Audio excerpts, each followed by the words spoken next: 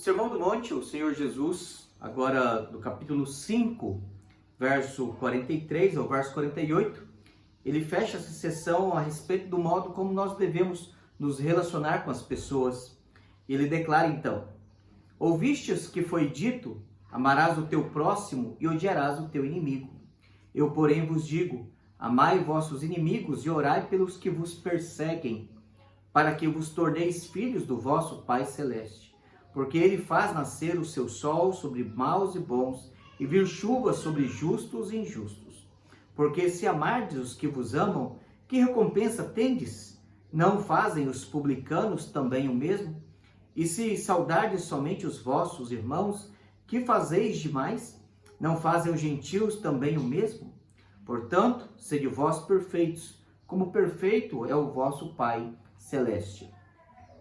Nós temos, obviamente, uma orientação do Senhor Jesus, primeiro, corrigindo um desvio, uma aplicação errônea do segundo maior mandamento, em que diz que nós devemos amar o próximo como a nós mesmos, né?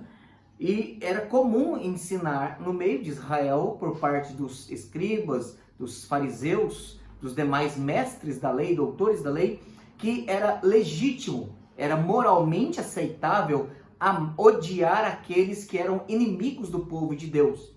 E aí nós devemos lembrar que desde uma longa história, retrocedendo aos dias do Egito, Israel veio colecionando inimigos. O Egito, que os escravizou 430 anos, depois você tem um longo período de conflitos no período dos juízes, que durou cerca de 400 anos também, quando eles tentaram dominar a terra, e os povos cananitas viram e volta, causando contenda, desconforto, submissão, prisionamento, opressão sobre Israel, quer sobre algumas regiões e algumas tribos, ou sobre todo Israel. Depois veio o período dos assírios. A própria Síria também era um povo constantemente inimigo de Israel. Depois vieram os babilônios, depois vieram os medos persas, depois os macedônios e os romanos. E é nesse período agora, debaixo do jugo, do governo, do pesado fardo do Império Romano, é que o Senhor Jesus, falando a uma multidão, falando a um grupo de pessoas que tinha como uma predisposição natural odiar os pagãos romanos, é que ele agora corrige essa declaração pervertida do segundo maior mandamento. Nós devemos lembrar que os 10 mandamentos ele tem do primeiro ao quarto mandamento, que nós devemos amar a Deus sobre todas as coisas. Do quinto ao 10º mandamento, a segunda tábua da lei, nós devemos amar o próximo como a nós mesmos. E aqui o Senhor Jesus, então, ele corrige essa distorção causada, aceita, estabelecida no meio de Israel, e agora ele corrige de modo que como nós devemos amar o nosso próximo. Ele diz então no verso 44: eu, porém, vos digo, amai vossos inimigos e orai pelos que vos perseguem, para que vos torneis filhos de vosso Pai Celeste, porque ele faz nascer o sol sobre maus e bons. Nós devemos orar pelos que nos perseguem, nós devemos amar os que nos odeiam, nós devemos perdoar os que nos ofendem. O cristianismo é marcado por essa postura ética. É interessante que no mundo antigo, especialmente entre os gregos, os espartanos, entre os romanos, a humildade, a benevolência, o sentimento para com os mais fracos, a misericórdia, eram vistas como deficiências morais e não como virtude. O Senhor Jesus, ele redime essas disposições da alma e as coloca, as eleva a um patamar de virtude dentro da moralidade. Ele mostra então que nós devemos amar os que nos perseguem. Mas nós devemos lembrar que o Senhor Jesus, aqui no capítulo 5, do verso 10 ao verso 12, fala que ao mesmo tempo que nós devemos amar os que nos perseguem, ele nos declara que nós que somos perseguidos por causa da justiça, por causa da justiça, porque deles é o reino dos céus, e bem-aventurados sois quando por minha causa vos injuriarem e vos perseguirem, e mentirem, disserem todo mal contra vós, regozijai-vos e exultai, porque é grande o vosso galardão nos céus, pois assim perseguiram os profetas que viveram antes de vós.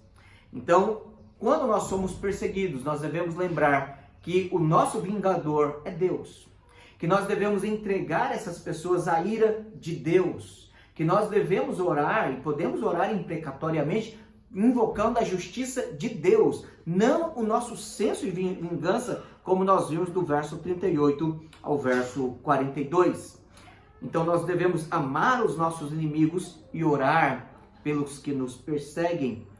Por uma questão muito simples, Deus, ele mesmo tendo a sua ira condenatória sobre aqueles que não creem no Senhor Jesus, nós devemos lembrar que o amor de Deus não está sobre todos os homens. O amor de Deus está a favor daqueles que creem em Jesus. Se nós formos lá para João, capítulo 3, texto usado por alguns para dizer que Deus ama a todo e cada homem sem exceção, e usam, na verdade, o capítulo 3, verso 16, versículo tão conhecido, porque Deus amou o mundo de tal maneira que deu o seu Filho unigênito para que todo aquele que nele crê não pereça, mas tenha a vida eterna.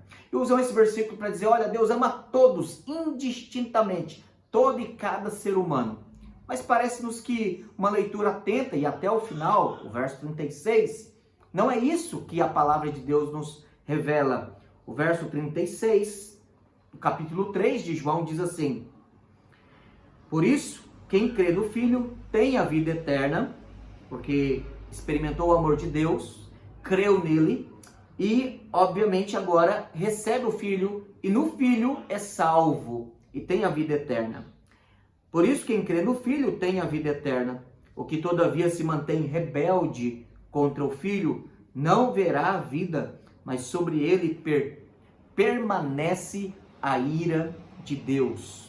Nós devemos lembrar ainda, Efésios capítulo 2, verso 3, a palavra de Deus, ela diz que todos nós que nascemos mortos nos nossos delitos e pecados, estamos debaixo da escravidão do mundo, da carne e do diabo, né?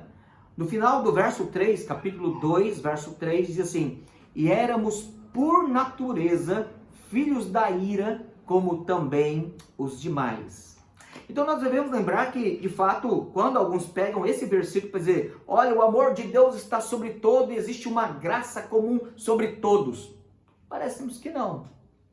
A ira de Deus está sobre os homens, porque não creem em Jesus. E sobre uns e outros há um entregar do pecado, ou ao pecado, como a gente conhece lá em Romanos capítulo 1, do verso 18 ao verso 32, que há uns e há outros que debandam para uma vida de imoralidade num grau maior e Deus os entrega, lhes tira o freio e os entrega às perversidades do seu coração.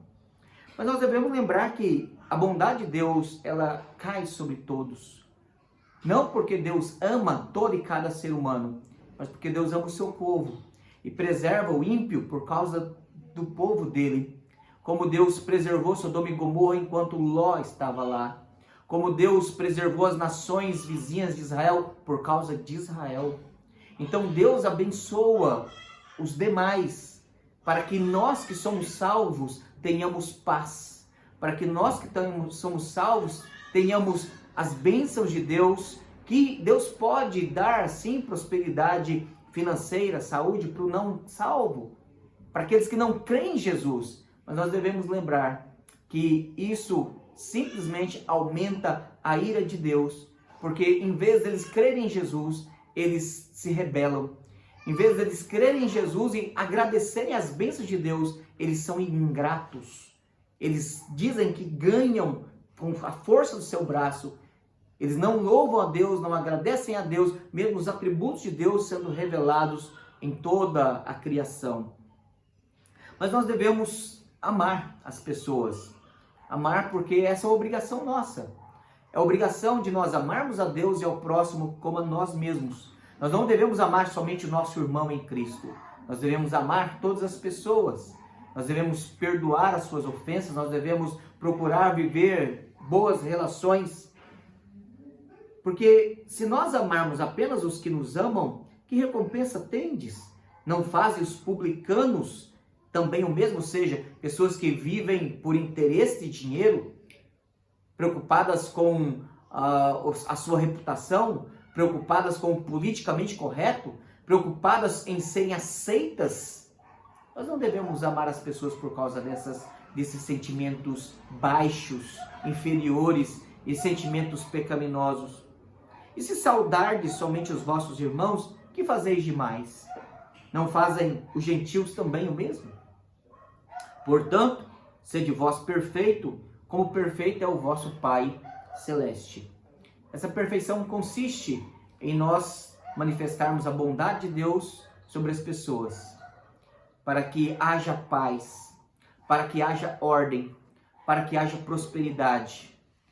Obviamente, isso não vai converter o ímpio, mas vai fazer com que nós tenhamos paz entre nós.